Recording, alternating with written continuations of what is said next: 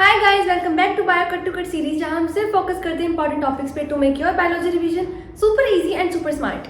Last video में हम start कर चुके हैं रिप्रोडक्टिव हेल्थ चैप्टर के मोस्ट इंपॉर्टेंट टॉपिक्स को विद द टॉपिक एमनियोसेंटेसिस, जिसे हमने समझा था फ्रॉम दिस डायग्राम।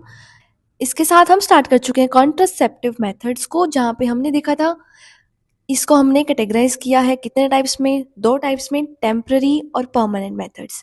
टेम्पररी में हमने नेचुरल मेथड सारे कवर कर लिए थे। इन दिस वीडियो हम कवर करेंगे आर्टिफिशियल मेथड्स को। बैरियर मेथड हमने डिस्कस कर लिया था। So we are on, wait a second. तो आर्टिफिशियल मेथड हमने स्टार्ट कर दिया था, जहाँ पे हमने बैरियर मेथड्स को देख लिया था।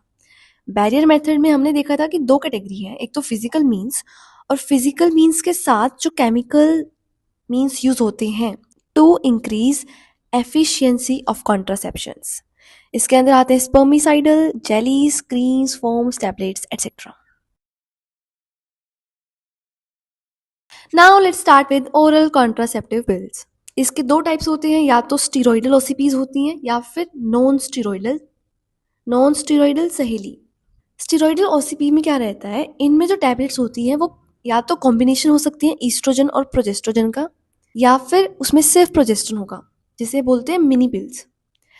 इन केस जब ये कॉम्बिनेशन में यूज होती है ना, तब फॉलिकल डेवलप नहीं होते हैं, एलएच सप्रेस रहता है। लेकिन मिनी पिल्स के केस में फॉलिकल्स तो बनते हैं बट ओवुलेशन जो है वो नहीं होता। और ये वर्क कैसे करती है, स्टीरॉयडल ओसीपी का मेन एम क्या है या फिर ये कैसे वर्क करती है, इनका प्रिंसिपल क्या है? तो ये बेसिकली वर्क करती है बाय इनहिबिटिंग ओवुलेशन, क्योंकि इन पिल्स में क्या है, एक्सेस में ईस्ट्रोजन प्रोजेस्ट्रोजन होता है, जिसकी वजह से एलएच सप्रेस रहता है। तो ऑब्वियसली ओवुलेशन नहीं हो पाती है, फर्टिलाइजेशन नहीं होती। दो और फैक्टर है जो आप ऐड कर सकते हैं, दैट ये अल्टर करता है सर्विक्स के म्यूकस की क्वालिटी को, उसे थिक बना देता है, which retard the sperm entry. Third one, it inhibit implantation. ये तीन फैक्टर्स हैं। और ये जो टैबलेट्स हैं इनको स्टार्ट करना चाहिए with in the first 5 days of menstrual cycle. Total 21 tablets आती हैं, 1 टैबलेट इज टेकन डेली। और जब मेंस्ट्रुएशन होती है उसके बाद 7 दिन का गैप दे दिया जाता है, फिर से टैबलेट्स जो है वो स्टार्ट कर दी जाती हैं until the pregnancy is unwanted. Example इसके याद रखना, एग्जाम्पल इसके दो है, 1 माला डी एंड 2 माला एन। अब हम पढ़ेंगे नॉन स्टेरॉइडल ओसीपीज सहेली। ये नॉन स्टेरॉइडल होती हैं, नॉन हार्मोनल होती हैं और एंटी ईस्ट्रोजेनिक है। और जैसे हमने स्टेरॉइडल ओसीपी में देखा कि वो 21 टैबलेट्स होती हैं, हर दिन एक टैबलेट लेनी होती है बस, बट यहाँ पर ये वंस अ वीक पिल है, हफ्ते में एक ही बार लेनी होती है। इसकी हाई कॉन्ट्रासेप्टिव वैल्यू है और इसके बहुत ही कम साइड इफेक्ट्स हैं। एंड ये बहुत इंपॉर्टेंट पॉइंट है, इसको डेवलप किसने किया था? इसको डेवलप किया था CDRI ने, सेंट्रल ड्रग रिसर्च इंस्टीट्यूट, जो कहाँ पर है? लखनऊ में है। इसके अंदर एक केमिकल प्रेजेंट होता है जिसे बोलते हैं सेंटक्रोमिन। ये जो केमिकल है ये एंटी ईस्ट्रोजेनिक है, ये ब्लॉक कर देता है एंडोमेट्रियम के रिसेप्टर्स को, जिससे क्या होता है, जो ईस्ट्रोजन है वो एंडोमेट्रियम को प्रोलिफरेट नहीं कर पाता और प्रोजेस्ट्रोजन भी उसे सेक्रेटरी नहीं बना पाता। तो ओवरऑल क्या हुआ, इम्प्लांटेशन को ये इनहिबिट करता है। दैट वाज हाउ सहेली वर्क्स। इसके बाद आते हैं इंजेक्शंस और इम्प्लांट्स। दोनों का ही जो मैकेनिज्म ऑफ एक्शन है वो सेम है एज ओसीपीज, बट यहाँ पे लॉन्गर इफेक्टिव पीरियड होता है। इन केस ऑफ इम्प्लांट्स 5 साल तक काम करता है, and in case of injection it works for 2-3 month, 2-3 महीने तक ओव्यूलेशन सप्रेस रहता है। ये भी वही दो कैटेगरी की हो सकती है, या तो कॉम्बिनेशन में होगा ईस्ट्रोजन और प्रोजेस्ट्रोजन दोनों, या फिर सिर्फ progestogen. Alright, next topic is IUD, intrauterine devices. Intrauterine devices जो होती हैं, they are inserted by doctors और nurses in uterus through vagina. इसके 3 जनरेशन्स हैं। पहली नॉन मेडिकेटेड IUD, जिसके अंदर एग्जाम्पल आएगा लिपिज लूप का। एग्जाम्पल यहाँ पे बहुत इंपॉर्टेंट है, आईयूडी में आपको एग्जाम्पल याद रखने हैं।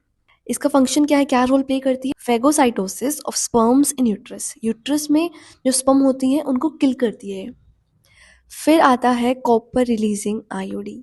इसके एग्जाम्पल हैं कॉपर 7, कॉपर टी, जिसे गवर्नमेंट फ्री में भी देती है, और लास्ट मल्टीलोड 375। इसमें क्या होता है, जो कॉपर आयंस होते हैं वो सप्रेस करते हैं स्पर्म मोटिलिटी को और उसकी फर्टिलाइजिंग कैपेसिटी को। तो स्पर्म जो है ओवम को फर्टिलाइज नहीं कर पाता है।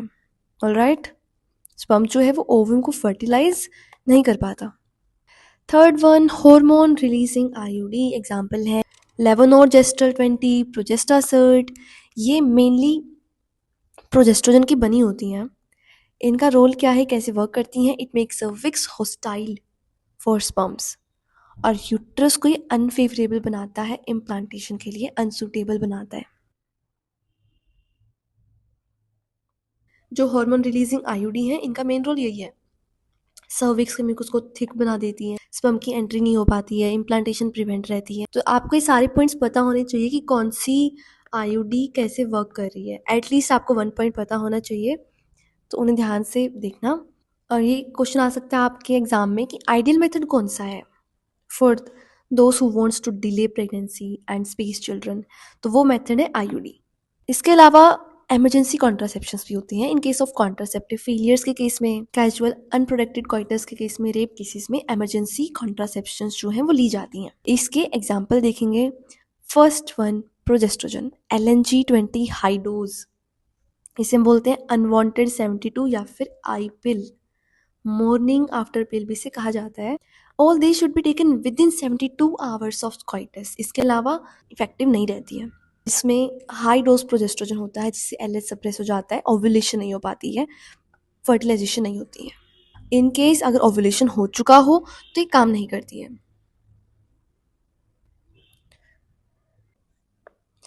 सर्जिकल मेथड्स या फिर स्टेरिलाइजेशन, ये एक टर्मिनल मेथड है to prevent any more pregnancies. It puts an end to it. इसके अंदर जो गेमेट ट्रांसपोर्ट होते हैं उनको ब्लॉक किया जाता है। ये इसका प्रिंसिपल है। Tubectomy, vasectomy. Tubectomy is done in females and vasectomy in mails.